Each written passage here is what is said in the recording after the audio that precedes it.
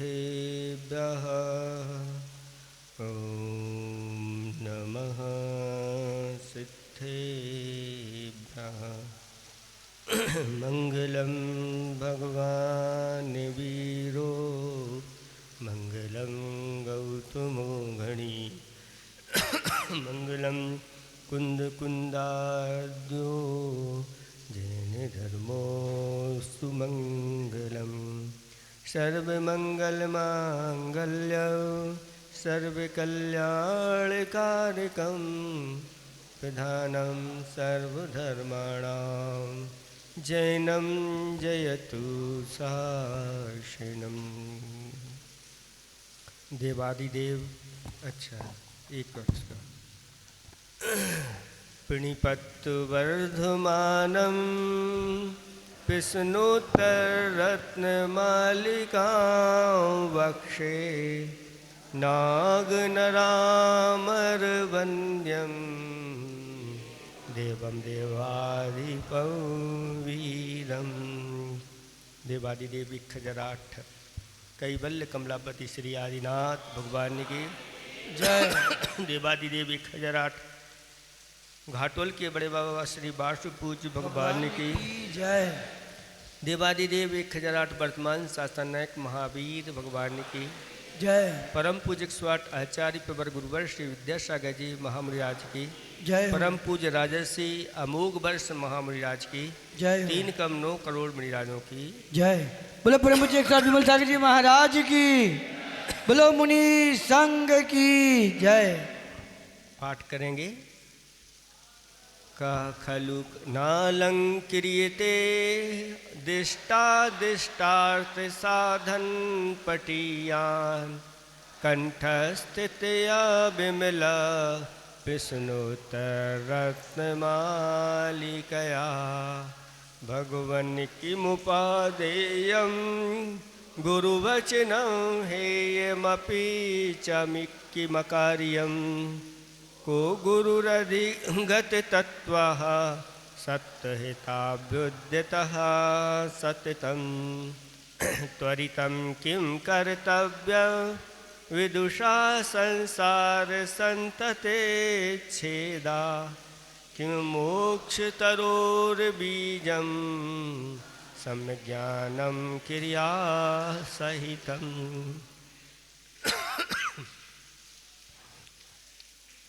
देव धर्म स्नेही बब्बात्माओं, 4 श्लोक आपके पूर्ण हो गए और इन 4 श्लोकों में पहला श्लोक मंगलाचरण के रूप में था। दूसरा श्लोक आपके लिए इस प्रकार की प्रेरणा दी गई थी कि इस प्रश्नोत्तर रत्नमालिका को आप लोग अच्छी तरह से कंठ में धारण करेंगे। तो सभी लोग कंठ में धारण कर रहे हैं कि नहीं हैं? यहाँ आप लोगों के लिए रत्नों की माला दी जा रही है और ऐसे रत्न हैं कि जो यहाँ कहीं ढूंढने जाओगे तो पैसों में नहीं मिलेंगे, क्योंकि ये अनमोल रत्न हैं। इसलिए रत्नों की माला आपको पूरी दी जाएगी इस चतुर्मास में। जो अपने अंदर धारण कर लेगा वह वास्तव में भव्य प्राणी बहुत जल्दी सभी सुखों को प्राप्त हो जाएगा। इस माला से, ये जादुई माला है, इस माला से आप जो चाहो वो चीज़ प्राप्त कर सकते हो। ऐसी यह रत्नों की माला है। तीसरे नंबर के श्लोक में 3 प्रश्न किए गए थे और उनके उत्तर दिए गए थे। पहला प्रश्न कौन सा था कि उपाधि क्या है? तो आपको हम संस्कृत में पूछेंगे और आपको संस्कृत में उत्तर देना है। भगवन किम उपादेयम गुरु वचनम हेयम अपि किम अकार्यम। हेयमपि किम, हे भी क्या है, तो अकार्यम, को गुरु अधिगत तत्वा सत्य हिताभूततः सततम, जो हमेशा तत्वों को जान करके जीवों के कल्याण में लगे रहते हैं। फिर चौथे नंबर का श्लोक, उसमें विदुषा किम कर्तव्यम त्वरितम किम कर्तव्यम संसार संतते छेदा, फिर किम मोक्ष तहुर्बीजम सम्यक ज्ञानम क्रिया सहितम। बस अब तो आप लोग संस्कृत में भी उत्तर देने लग गए हैं। तो ये तैयार करना सारे प्रश्नों को अपने चित्त में बिठा करके और इस प्रकार से इनके बारे में चिंतन करना, ये बहुत बड़ा बल अपने अंदर प्रदान करते हैं, एक एक प्रश्न और इनके उत्तर। अब 5वें नंबर का यह छंद आपके सामने आता है। किम पथ दनम धर्मः, किम पथ दनम धर्मः, कहा शुचि रह यस्य मानसम शुद्धम, का शुचि रह यस्य मानसम शुद्धम,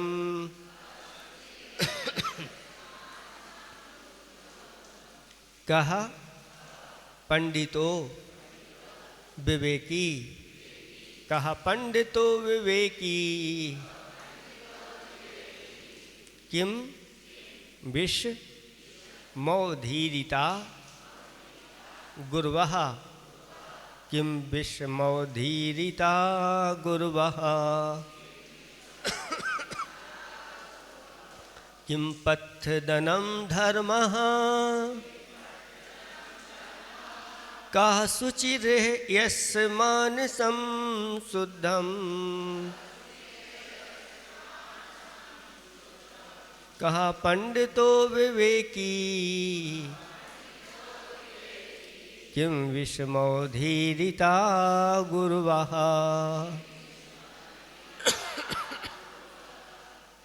पढ़े।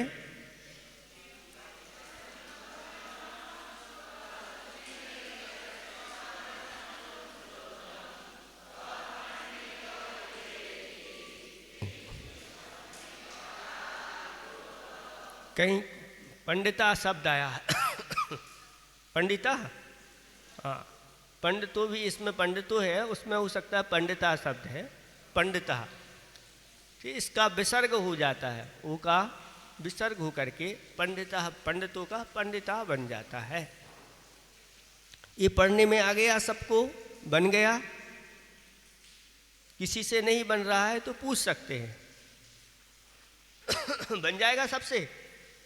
अभी पढ़वाएंगे किसी को खड़े होके तो नहीं बनेगा, बन जाएगा। ठीक है, देखें इसका अर्थ। पहला इसका प्रश्न आ रहा है, किम पथि। पथि माने मोक्ष मार्गे। मोक्ष मार्ग में अदनम, अदनम का अर्थ होता है भोजन या कलेवा। किम क्या है। मोक्ष मार्ग में कलेवा क्या है या भोजन क्या है। जैसे यात्रा जब हम करते हैं तो यात्रा में भोजन का डिब्बा साथ में ले लिया जाता है। पहले ऐसा ही चलता था। पहले ये होटल नहीं चलती थी, एकाध कहीं मिल जाए तो मिल जाए, नहीं तो बब्बा तो अपना डब्बा लेकर के ही चलते थे और डिब्बा लेकर के उसमें कलेवा रख लेते थे। एक आध दिन की बात हो तो चल जाती थी, एक दो दिन की। अगर लंबे समय के लिए जाना है तो फिर पूरी सामग्री, आटा दाल वगैरह भी वह सामग्री, सूखी सामग्री जितने दिन की मर्यादा होती थी उतने दिन की रख करके चलते थे। इसलिए बुंदेलखंड में कहावत है, कनक कलेऊ भन्ना और लोटा डोर छन्ना, और फिर निकल पड़े नन्ना। जब यात्रा के लिए निकलते थे तो लोटा, डोर और छन्ना ये साथ में लेकर के चलते थे। जहाँ प्यास लगी वो कुआ मिल गया, वहीं पर अपने लोटा, डोर, छन्ना का प्रयोग कर लेते थे। और भूख लगी तो कनक कलेऊ भन्ना, कनक यानी आटा वगैरह साथ में लेकर के चलते थे, कलेऊ यानी एक दिन का वह कलेवा जो बना करके पुड़ी आदि, लाड़ू आदि वो लेकर के चलते थे। और भन्ना, पैसा साथ में रहता तो सब्जी वगैरह फल वगैरह लिए और बैठ करके हो गया। और फिर आगे की यात्रा प्रारंभ होती थी। पहले सब शिखर जी जाते थे तो महीनों लग जाते थे, पैदल जाते थे, गाड़ी में अपना सामान भरा और चलते ही, और बहुत सारे लोग हो जाते थे। अपना कहीं पड़ाव डाला, वहीं पर भोजन पानी बनाया, शुद्ध आगे की यात्रा प्रारंभ हो जाती थी। तो अभी यहाँ पर कौन सी यात्रा की बात चल रही है? ये मोक्ष मार्ग की यात्रा हमें करना है। तो इसके लिए यहाँ पर पूछा जा रहा है कि ये कलेऊ क्या है, इस मोक्ष मार्ग में नाश्ता पानी क्या है, भोजन की क्या व्यवस्था? तो उत्तर दिया जा रहा है, धर्मः। अगर धर्म को अपने साथ में आप रख के चलोगे तो आप अपनी मंजिल तक पहुंच जाओगे। और अगर ये धर्म नहीं है, धर्म रूपी कलेवा आपके पास नहीं है, तो आपकी यात्रा रुक जाएगी। और जैसे अब खाने पीने को कुछ नहीं मिलेगा तो भूखो प्यासो मर जाओगे, आपकी यात्रा वहाँ नहीं हुई, वहाँ तक नहीं पहुँच पाओ। ऐसे ही आचार्य भगवंत बहुत अच्छा उत्तर दे रहे हैं कि ये धर्म रूपी कलेवा है। इसलिए जब तक मोक्ष नहीं पहुँचते तब तक इस धर्म रूपी कलेवे को अपने साथ में रखो। धर्म तो सभी जानते हैं क्या कहलाता है। आचार्य भगवंत समंतभद्र स्वामी महाराज ने रत्न करंडक श्रावकाचार में धर्म की परिभाषा बताते हुए श्लोक कहा, देशयामि समीचीनम धर्मम कर्म निबर्हणम संसार दुःखतः सत्वान् यो धरत युत्तमे सुखे। धर्म की परिभाषा बहुत अच्छी तरह से आप लोग समझ लो। धर्म कैसा होना चाहिए? तो यहाँ पर कहते हैं कि मैं समीचीनम धर्मम देशयामि। धर्म कैसा होना चाहिए? समीचीन होना चाहिए, यानी वास्तविक होना चाहिए, यथार्थ होना चाहिए, सत्य होना चाहिए।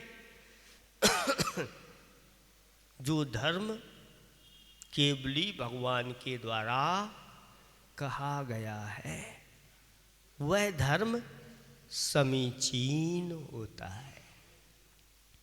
तो मैं ऐसे समीचीन धर्म को करूंगा, एक लक्षण हो गया। दूसरा क्या कहते हैं? कर्म निबर्हणम। धर्म वही है जो कर्मों को नाश करता है। कर्मों का नाश करने वाला धर्म होना चाहिए। ऐसा हम धर्म करें जिसके माध्यम से कर्म नाश ही नहीं हो। तो कहते नहीं कर्म बढ़ते चले जाएं, तो कहते हैं नहीं, वह कर्मों का नाश करने वाला हो। इसलिए जब भगवान की पूजा अर्चना आदि होती है और सम्यक के साथ आदि करते हैं, हमारे पाप कर्मों का नाश होता है। इसी प्रकार से दान आदि करते हैं, उसके माध्यम से, षट आवश्यकों के माध्यम से, तप के माध्यम से, आदि आदि। तो यह पाप कर्मों का, ऐसा नहीं कि धर्म करते चले जाएं और पाप बढ़ते चले जाएं, तो कहते हैं वह धर्म नहीं। विशापहार स्तोत्र के अंतर्गत भगवान की स्तुति करते हुए धनंजय कवि कहते हैं कि सुखाय दुखानि गुणाय दोषान् धर्माय पापानि समाचरन्ति तैलाय वाला सिकता समूहं निपीडयन्ति स्फुटमत्तुदीया।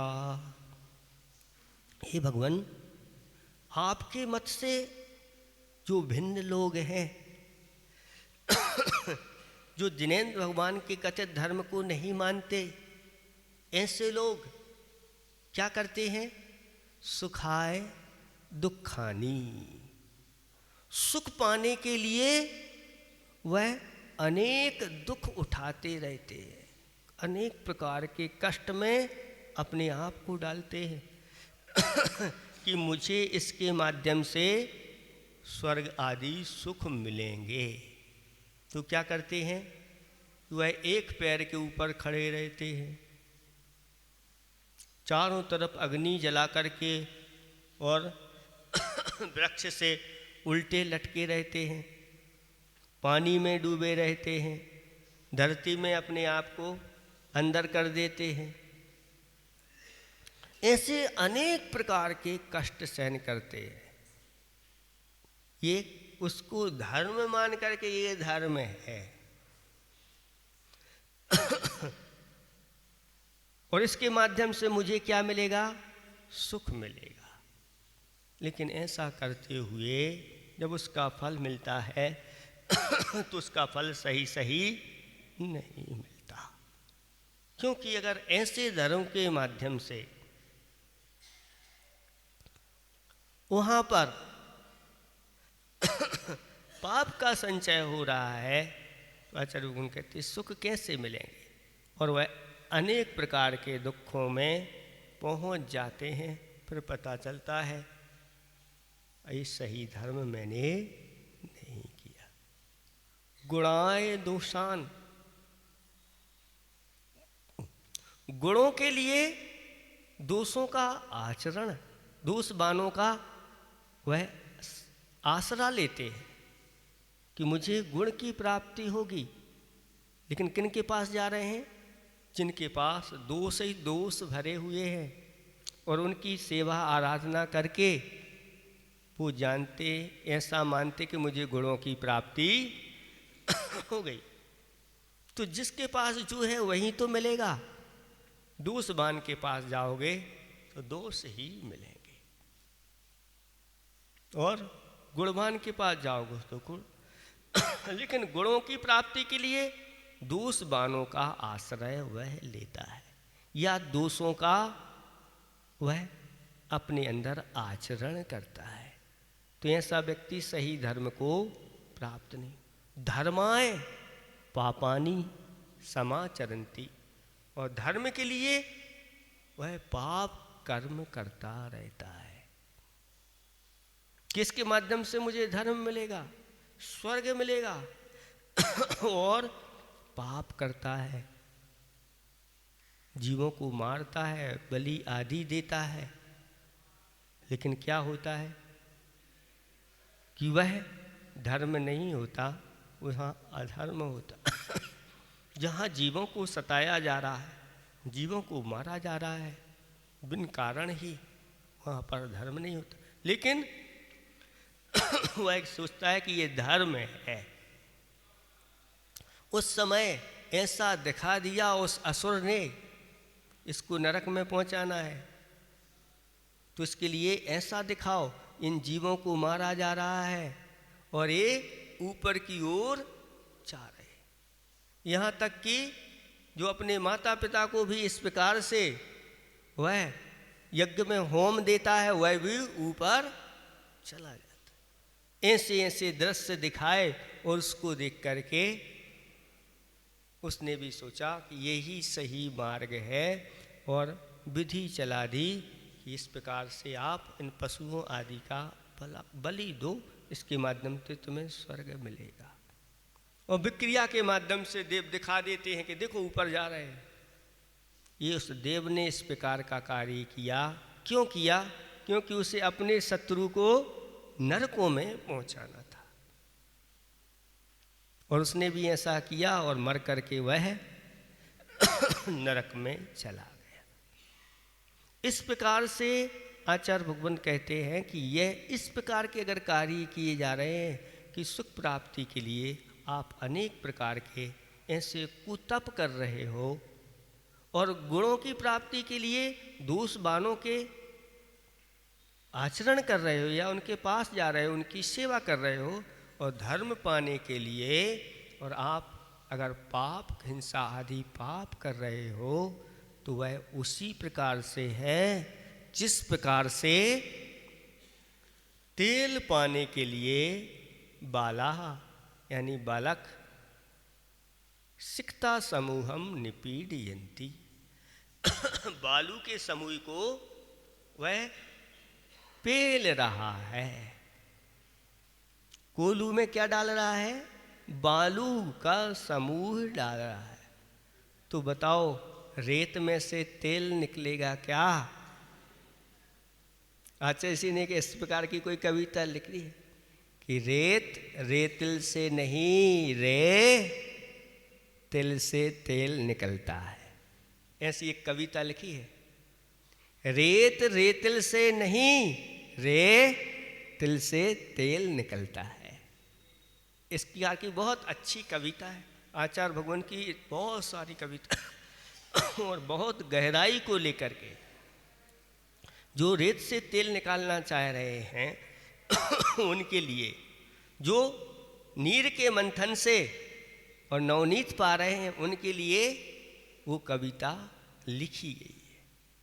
तो यहाँ पर यही बताया जा रहा है कि वह उसी प्रकार से है जैसे कोई बालक अथवा अज्ञानी प्राणी रेत से तेल निकालना चाह रहा है। जिस प्रकार से रेत से तेल नहीं निकलता उसी प्रकार के इस प्रकार के कार्य करने से सुख नहीं मिलता।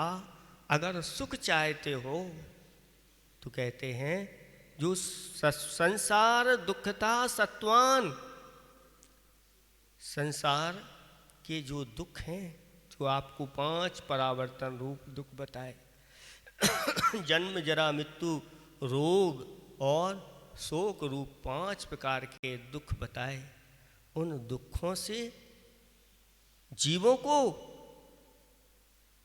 धरती उत्तमे सुखे, जो उत्तम सुख में पहुंचा देता है, उसका नाम आचार्य भगवंतों ने धर्म कहा है। कुछ ऐसे लगते हैं जो धर्म जैसे हैं लेकिन वो कहते हैं धर्माभास है। धर्म का आभास होता है लेकिन वहाँ वास्तविक धर्म नहीं होता।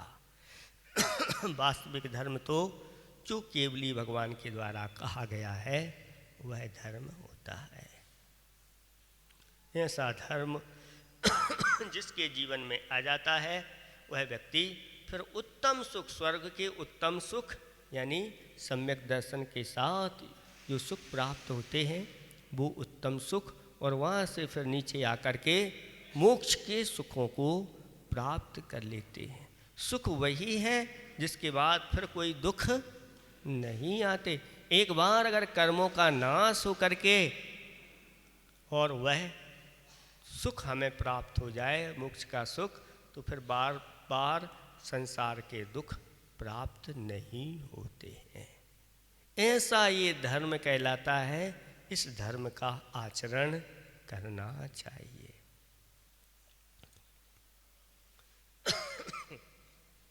धर्म के बारे में अभी रत्नात्रय के माध्यम से आपको बता दिया कुछ दिन पूर्व में कि रत्नात्रय रूप धर्म होता है।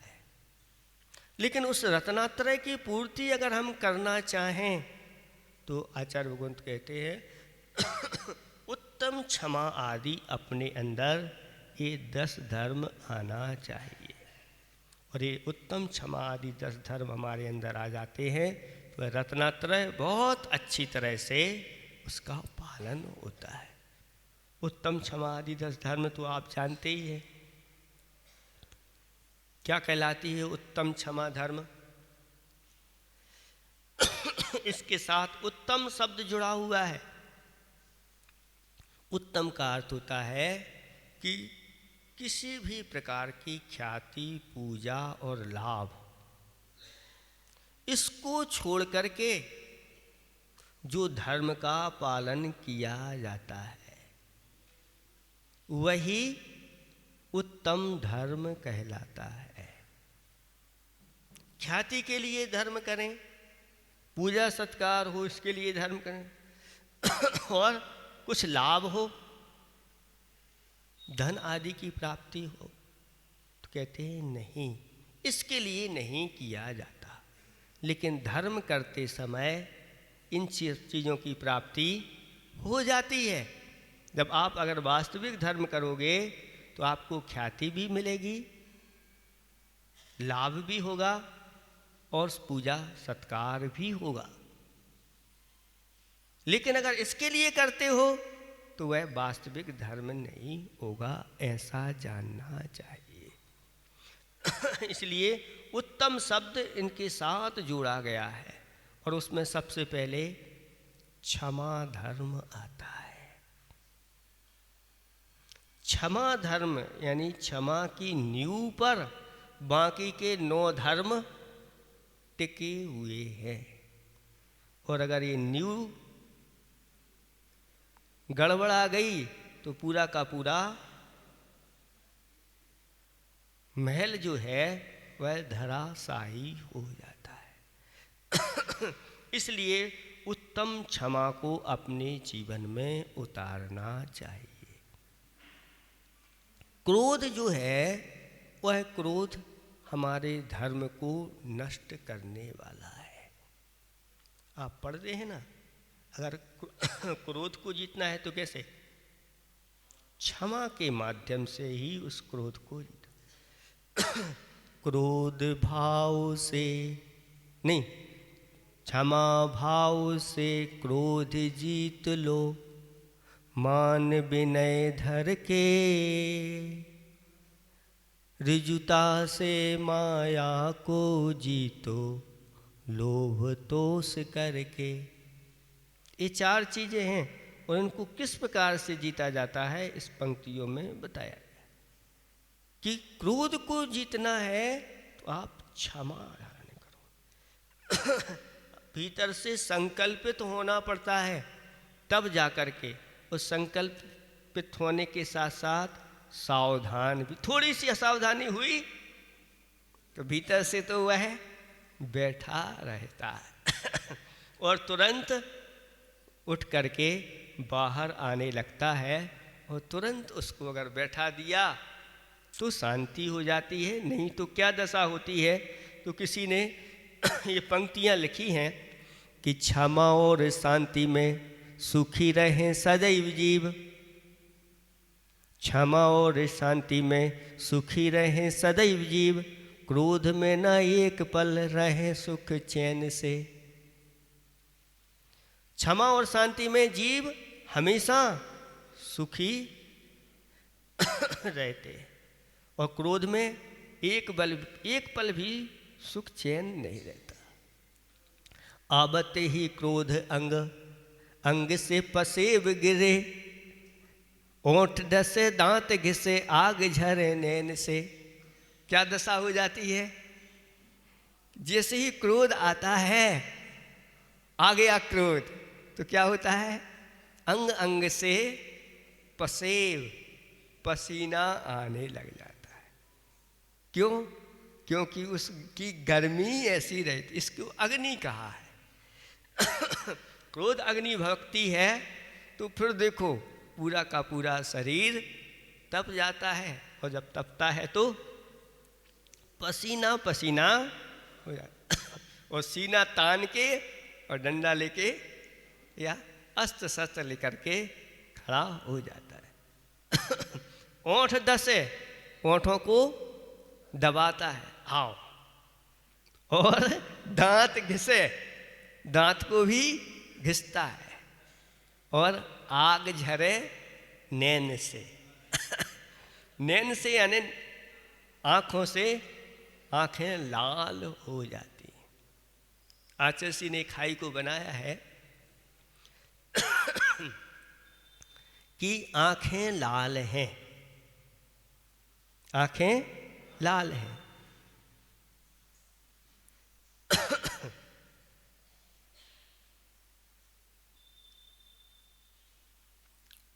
आँखें लाल हैं, दोषी दोनों में कौन?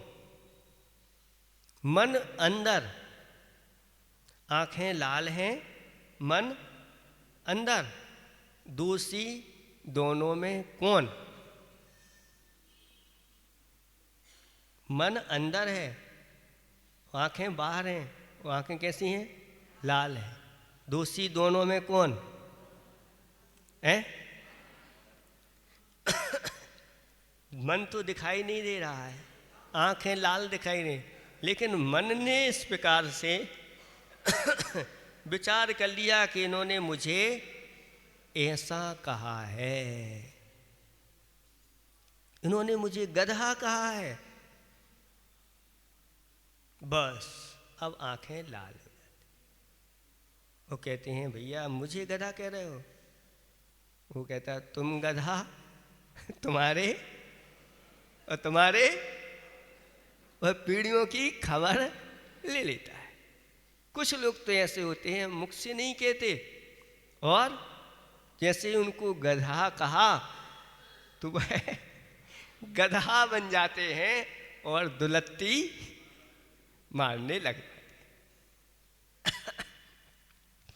इसलिए आचार्य भगवान कहते हैं कि कोई आपसे अगर अपशब्द कहता है, अगर आपने स्वीकार कर लिया तो आप वैसे हो गए, और अगर आपने स्वीकार नहीं किया तो उसके शब्द उसी के पास पहुंच जाएंगे, और आप जो हैं वही रहेंगे। दुनिया मुझे कुछ भी कहे, किंतु मैं जो हूं सो हूं। बस ये सूत्र है। अगर आपने अपने आत्म स्वरूप को एक बार समझ लिया है कि मैं ज्ञाता दृष्टा हूं, और ज्ञाता दृष्टा का नाम तो है जानने देखने वाला हो। जानते देखते रहोगे तो कुछ नहीं होगा, लेकिन जानने देखने के बाद उसको ग्रहण करके फिर प्रतिकार करने लगोगे तो फिर ज्ञाता दृष्टा नहीं रह पाओगे। और फिर उसने आपको, किसी ने आपसे गधा कह दिया, और बस तो आप गधा बन जाते हो, और फिर लाते मारने लगते हो, दुलत्ती मारने लगते हो। तो वह कहता देखो मैंने सही कहा था।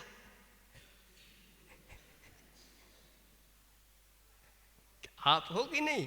क्योंकि गधा के अगर पास जाओ और उसका थोड़ा सा उसको कर दो तो वह दुलत्ती मारता है। और आपने भी हमारे लिए दुलत्ती मारी, इसलिए हमने कहा सही कहा कि नहीं कहा, आपने ही सिद्ध कर दिया। और अगर आप दुलत्ती नहीं मारो और सज्जन बन के खड़े रहो तो फिर वह गधा शब्द वापस लौट करके उसी के ऊपर, मतलब जो मुख से अपशब्द बोल रहा है वही गधा है।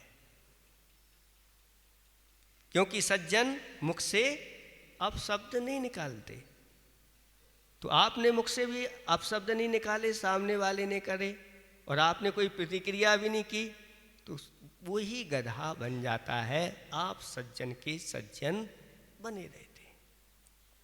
तो यहाँ पर ये स्थिति बताई जा रही है कि क्रोधी की दशा क्या होती है। ऐसी जब स्थिति बन जाती है तो औरन को मारे आपनो शरीर कूट डारे। औरन को भी मारता है और जब कुछ नहीं चला तो अपने को ही कूटने लग जाता है। जैसे हमने वो कथा सुनाई थी, कुछ चांडाल ने अपनी पत्नी को मार दिया और जब वो मर गई तो उसने अपने को भी चाकू मार लिया। तो गुस्सा में होकर के ऐसे ही कि बच्चों को मार दी और बच्चों को मार दी, फिर बैठ करके छाती कूट कूट करके रोने लगे।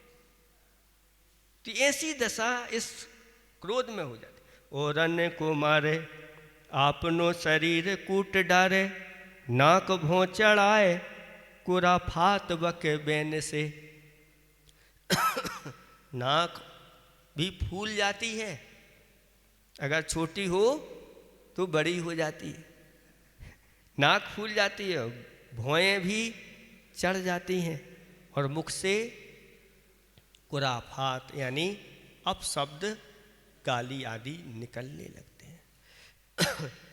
ज्ञान ध्यान भूल जात। उस समय कहो कि भाई एक माला फेर लो, और अगर उसके हाथ में माला दे दी तो वो माली मालाएं मारेगा आपको। जो हाथ में आया उसी से उसकी भी पिटाई हो जाएगी। लो पानी पी लो, पानी लेगा वो गिलास ही हो। उस समय उससे ज्ञान ध्यान ये सब, ज्ञान ध्यान भूल जात आपा पर कर घात। अपना भी घात करता है और दूसरे का। ज्ञान ध्यान भूल जात आपा पर करे घात, ऐसे रिपु क्रोध को भगाओ क्षमा सैन से। ऐसे उस क्रोध रूपी शत्रु को क्षमा रूपी सैन्य यानी सेना से, अगर क्रोध रूपी शत्रु आ गई है सेना, तो अपनी भी सेना यहाँ से क्या कर दो, तैयार कर दो। अगर उससे निपटना है तो एक तरफ क्षमा की सेना होती है और दूसरी तरफ क्रोध की सेना। जब ये दो सेनाएं आमने सामने खड़ी हो जाती हैं तो क्रोध हार जाता है और क्षमा की विजय हो जाती है। इसलिए अच्छी तरह से इसको कहते हैं क्रोध आता क्यों है।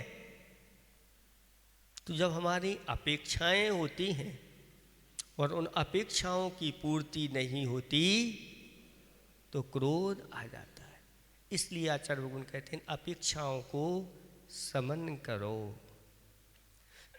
ज़्यादा अपेक्षाएं मत रखो, क्योंकि अपेक्षाएं हमारी लिए अगर इनकी पूर्ति नहीं होती तो दुख होता है।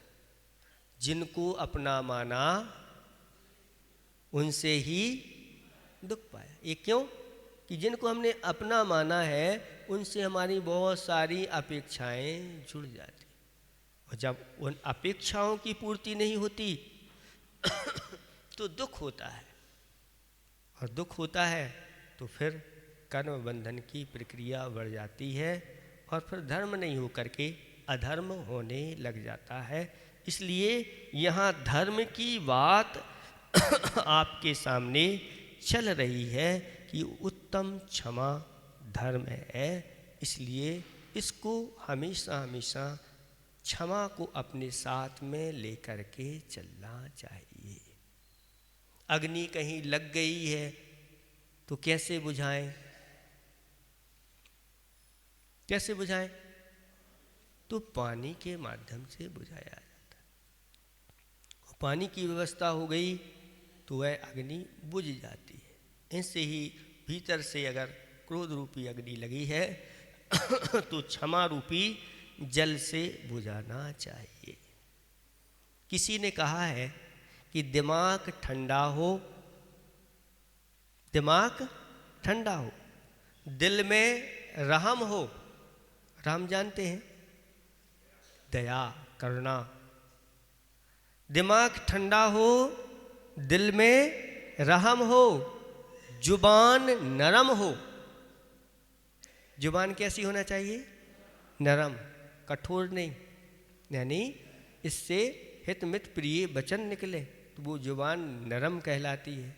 यानी महाराज हमारी तो नरम जिब्बा है, हम तो गरम गरम रसगुल्ले खाते हैं। ऐसी जिब्बा नरम जिब्बा नहीं कहलाती जो इसके जिब्बा के माध्यम से अच्छे अच्छे शब्दों का प्रयोग करते हैं। वो कहलाती है जुबान नरम हो। तो दिमाग ठंडा हो, दिल में रहम हो, जुबान नरम हो और आंखों में शर्म हो। आंखों में शर्म हो तो फिर सब कुछ तुम्हारा है। तो सब कुछ तुम्हारा है। अब सब तुम्हारे हाथ में, जो हासिल करना चाहो हासिल आप कर सकते हैं, ऐसी व्यवस्था हो जाती है। इसी का नाम धर्म कहलाता है। और क्या? अपनी क्रिया में ये धर्म देखने में आना चाहिए।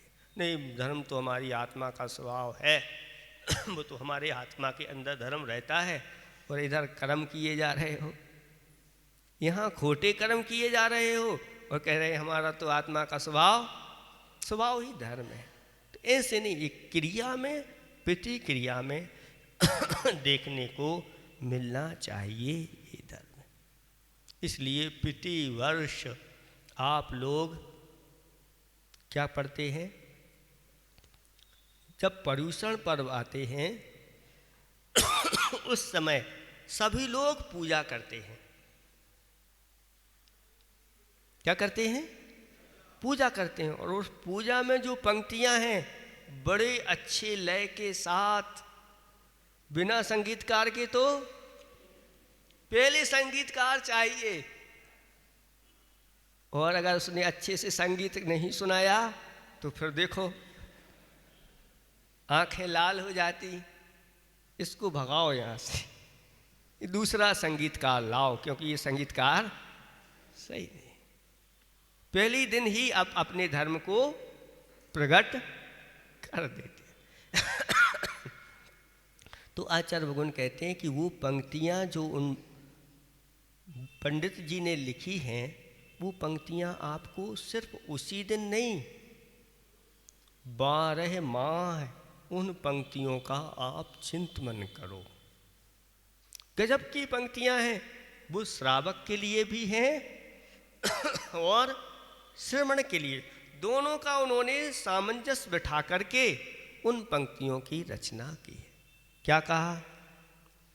पीड़ें दुष्ट अनेक, बांध मार बहु विध करें, धरी क्षमा विवेक, कोप न कीजे पीतुमा। क्या है? पीड़े दुष्ट अनेक, क्योंकि दुष्ट का स्वभाव ही पीड़ा देना है। और जो सज्जन होते हैं, और सज्जनों को खल जो होते हैं, दुष्ट जो होते हैं वो पीड़ते हैं। खल बट्टा बोलते हैं ना, खल और बट्टा। तो खल का काम क्या है? खल जो है कूटता रहता है, पीटता रहता है, इसलिए उसका नाम खल है।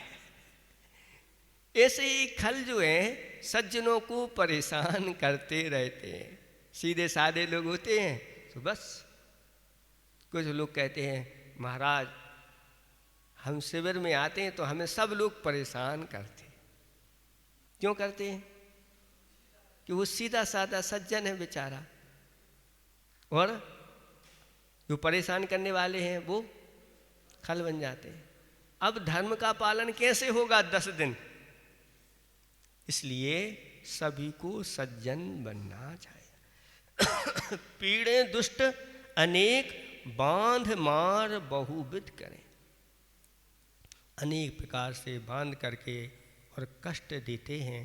ऐसी स्थिति में अगर हम कुछ उनका बिगाड़ तो सकते नहीं, लेकिन क्रोध आदि करके हम अपना वो तो बिगाड़ ही रहे हैं और इस प्रकार से क्रोध करके हम भी अपना बिगाड़। मान लो उस समय बहुत तेजी से क्रोध आ रहा है और उसी ने आपको मार दिया और मृत्यु को प्राप्त हो गए, तो ऐसे क्रोध के साथ मर करके दुर्गति के पात्र हो जाओ। शास्त्रों में जब पढ़ते हैं कि दोनों का ऐसा युद्ध हुआ तो उसने क्रोध में आकर के उसको मार दिया और वो साथ में नरक में पहुंच गया, और इधर से ये भी मर करके उसी नरक में पहुंच गया। अब ये तो यहाँ कुछ दिन का युद्ध था, कुछ पल का युद्ध था, अब वहाँ दोनों सागरों पर्यंत बस यही युद्ध करते रहते। ये संस्कार यहाँ के चले जाते हैं। इसलिए धरे क्षमा विवेक। उस समय अगर विवेक जागृत हो गया कि अब मृत्यु को तो मुझे प्राप्त होना है, अब मुझे सबसे क्षमा, सबको क्षमा, सभी बने परमात्मा। मैं तो अब पंच परमेष्टि की, अब मेरा कोई रक्षक नहीं है, पंच परमेष्टि ही मेरी रक्षक है। और ऐसे पंच परमेष्टि की शरण में चला जाता है और उसके परिणाम स्वरूप मृत्यु को प्राप्त हो गया और ऊपर जा कर के और रिद्धिधारी देव बन करके और असंख्यात वर्षों तक सुख प्राप्त कर लेता है। ये है क्षमा धर्म। उस समय ऐसा विवेक जागृत हो जाए तो कहना ही क्या है, कोप न कीजिए पीतमा। इसका अर्थ क्या है? कोप न कीजिए पीतमा।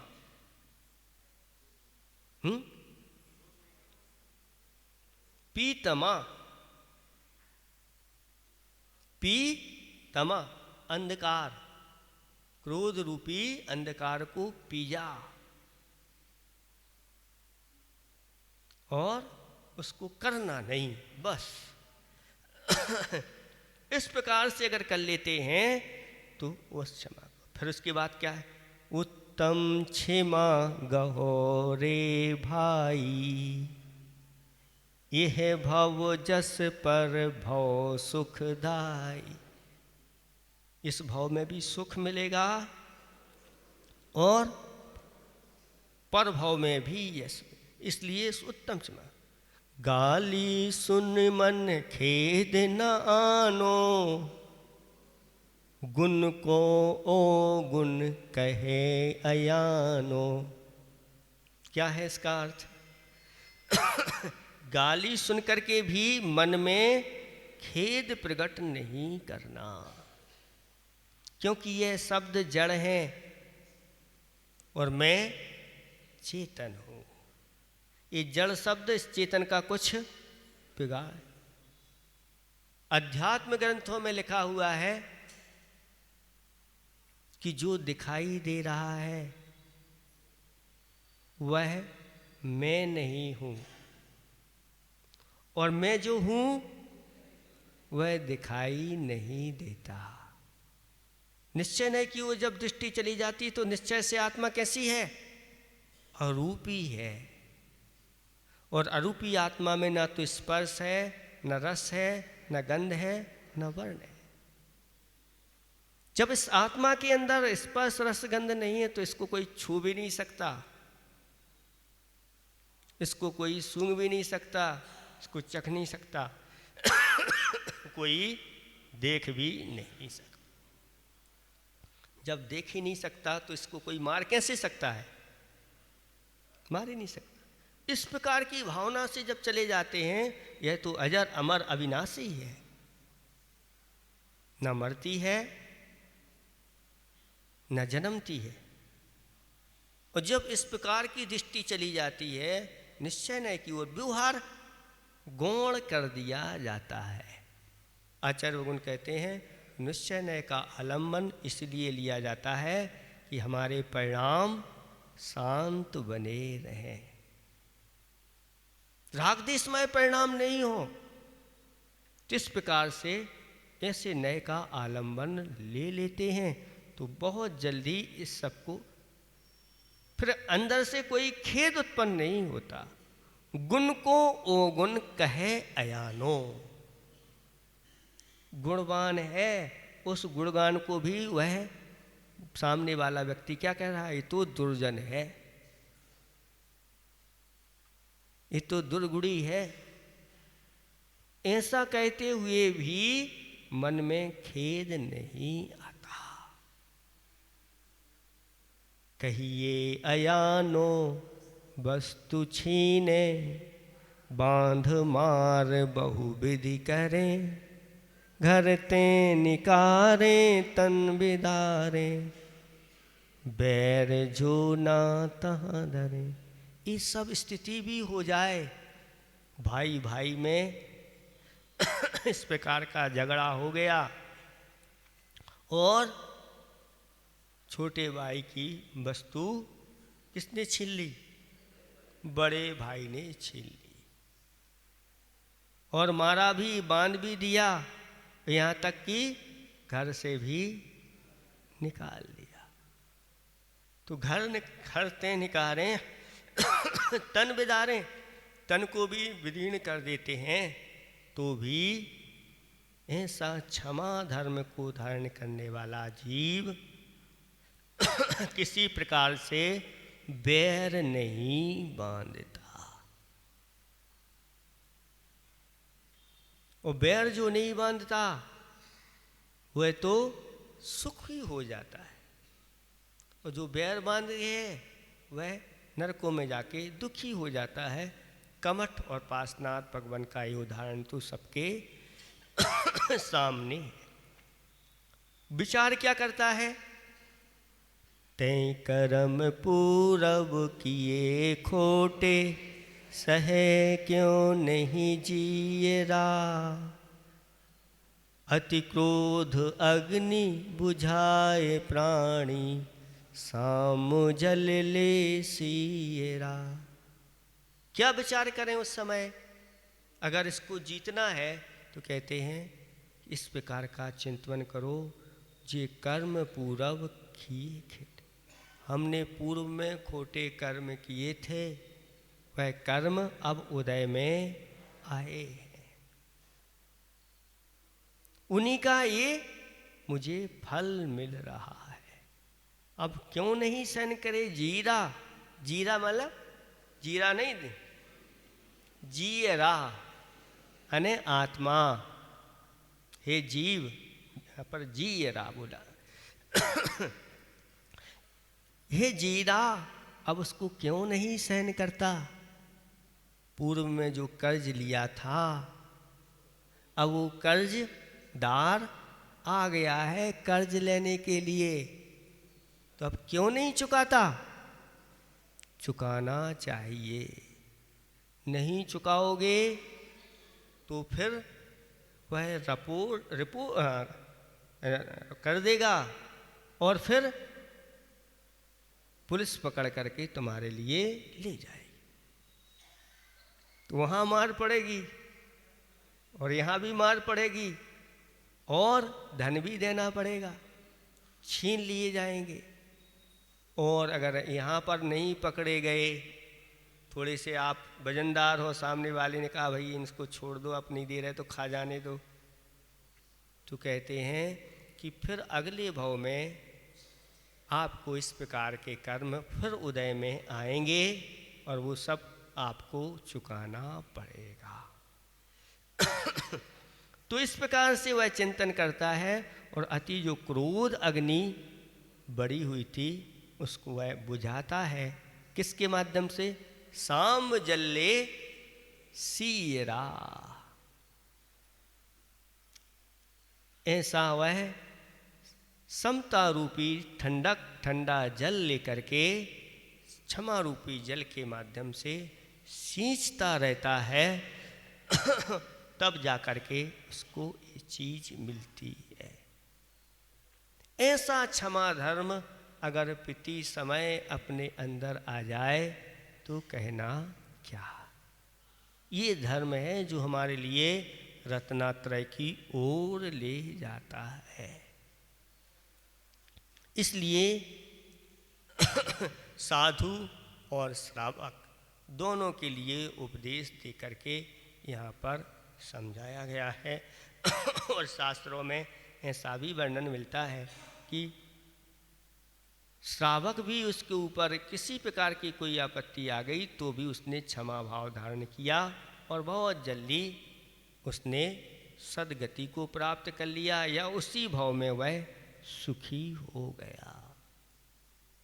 तुंकारी की कथा तो प्रसिद्ध है, ऐसा जानना चाहिए। इसलिए आचार्य भगवान कहते हैं कि निरंतर अपने अंदर इन पंक्तियों को आप कंठस्थ कर लो और इन पंक्तियों के माध्यम से बार बार आत्मा की भावना के साथ इनको, ये कहलाती है भावना। 10 धर्म की भावना, भावना यानी बार बार जो भावनाएं बातें, ऐसी इन पंक्तियों को कंठस्थ करके उठते बैठते उनको ध्यान में लाना चाहिए। तब जा कर के उस क्रोध को जीता जाता है और क्षमा अपने अंतर जाते हैं। आत्मा की शुद्ध स्वभाव की ओर चले जाते हैं। तो आत्मा का स्वभाव क्या है? तो शीतल है, शांत है, साम्य है, क्षमा भाव से युक्त है, उसकी ओर। इनका अभ्यास भी ध्यान के माध्यम से किया जाता है। बैठ गए शांति से और क्या करना? मैं शांत हूँ। अंदर आवाज जाना चाहिए। अपनी आत्मा के लिए संबोधन हो रहा है, मैं कौन हूँ? मैं शांत हूँ, मैं प्रशांत हूँ। मुझे क्षमा धारण करना है, मुझे क्रोध को शांत करना है। ये सूत्र जब चलते हैं तो बड़ी हुई कसाएं शांत होने लगती हैं। ये सब अभ्यास से होता है। जैसे अनादिकाल के हमारे अज्ञान के क्रोध आदि के संस्कार पड़े हुए हैं और ये संस्कार तुरंत उदय में आ जाते हैं, देर नहीं लगती। ऐसे ही आचार्य भगवान कहते हैं कि जब इस प्रकार के शांत परिणामों के संस्कार इस आत्मा पर डाले जाते हैं और जब ऐसा निमित्त मिलता है तो उस समय उसकी जीत हो जाती है। नहीं तो दोनों एक से हो जाते हैं। किसी वेग में पड़े हों या अपर, सब एक से। किसी वेग में पड़े हो चाहे अपर, चाहे बुद्धिमान हो चाहे अज्ञानी हो, दोनों की क्रियाएं जब एक सी दिखती हैं तो स्थिति ऐसी होती है। एक साधु महाराज थे, वह एक वस्त्र पहने हुए थे और वह जाकर के कहाँ बैठ गए? नदी के किनारे एक शिला पर जाकर के बैठ गए, अच्छे ध्यान में। अब इधर से जो कपड़ा धोने वाला धोबी अपने कपड़े लेकर के गया, उसी शिला पर वह प्रतिदिन धोता था। अब इधर साधु महाराज पर बैठे हुए, तो अब कहता है ये महाराज कैसे बैठ गए यहाँ आके? यहाँ तो मुझे अपने कपड़े धोना है और जिनके लिए उनको समय पे देना है। तो साधु महाराज के कहा, साधु महाराज जी यहाँ से आप उठिए, मुझे यहाँ कपड़ा धोना है। साधु महाराज ने कहा ये आपकी सलाह है क्या? तो वह कहता है हाँ हमारी सलाह है। बस धीरे धीरे बात बढ़ गई और दोनों का कुश्ती हो गई। अब कुश्ती होते हुए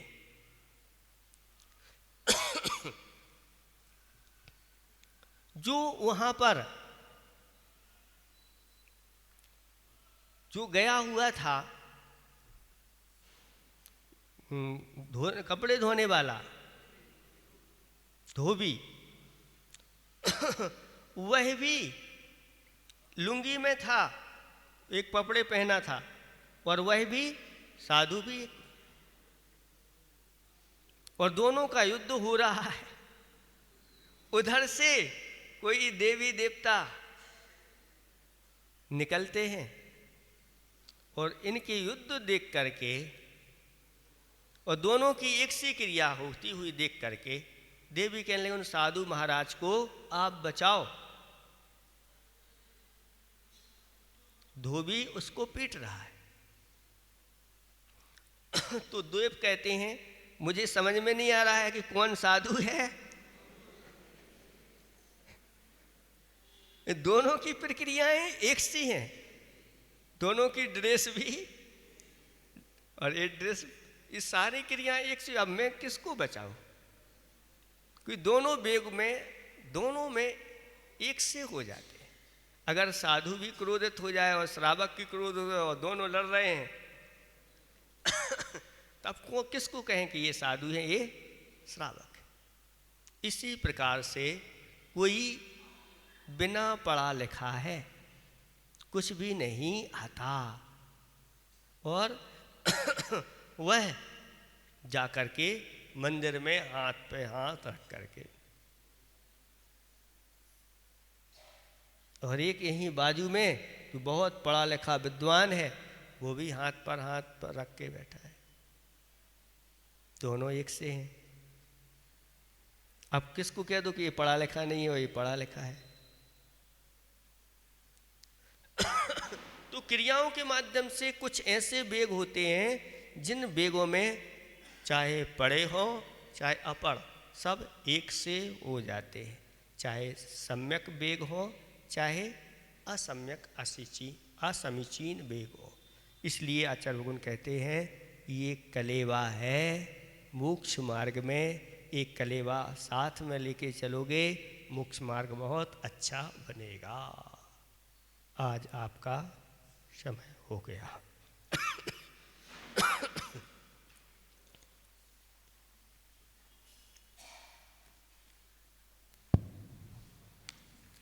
आज 18,000 हुमर समाज के दिनेश जी खोलड़िया को जो राजस्थान का